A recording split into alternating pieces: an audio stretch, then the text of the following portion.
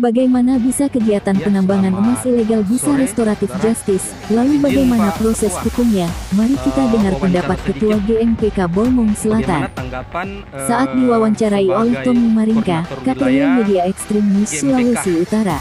Bolmong Raya atas kejadian peti merata ulang di wilayah Bolang Mongondo Selatan yang mengakibatkan korban jiwa. Ya, jadi saya sempat mendengar kasus tersebut. Jadi kalau kita bicara peti itu berarti kita bicara, ini peti kan beberapa macam peti, ada pertambangan juga.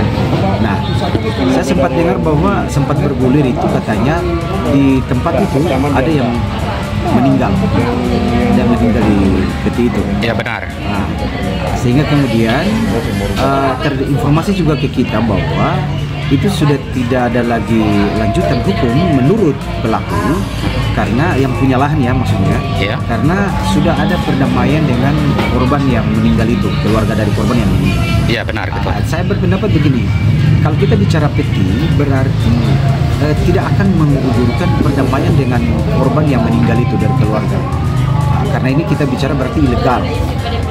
Kenapa harus ini diproses agar supaya di tempat-tempat lain pun itu tidak akan membias bahwa nanti akan orang berpikir bahwa oh berarti kalau kita buat peti kemudian ada korban, pelaku sudah dia berdamai dengan korban, itu berarti sudah aman. Nah, bagaimana proses hukum? Nah, jadi kalau saya sebagai koordinator wilayah Gerakan Masyarakat Anti Korupsi meminta kepada pihak kepolisian ini harus segera diusut tuntas sampai ada efek jera kepada para pelaku karena mengakibatkan korban. Sehingga kalau ada perdamaian itu dengan pihak keluarga, mungkin itu secara kekeluargaan, mungkin ya secara kekeluargaan. Tetapi kalau secara hukum ini harus diproses agar supaya ini memberikan efek jera kepada pelaku-pelaku yang lain yang di Bolang Mongondo Raya. Oh jadi Ketua izin, jadi surat pernyataan damai itu tidak menggugurkan unsur pidananya, Ketua? Ya. Kan kalau bicara damai itu beda lagi di misalnya seseorang itu ada pemukulan, kemudian ada lapor dan segala macam, kemudian berdamai, karena tidak di tempat peti kan. Ini kan di peti artinya ilegal di daerah tambang, pertambangan. Nah pertanyaannya apakah daerah tambang ini punya izin atau tidak?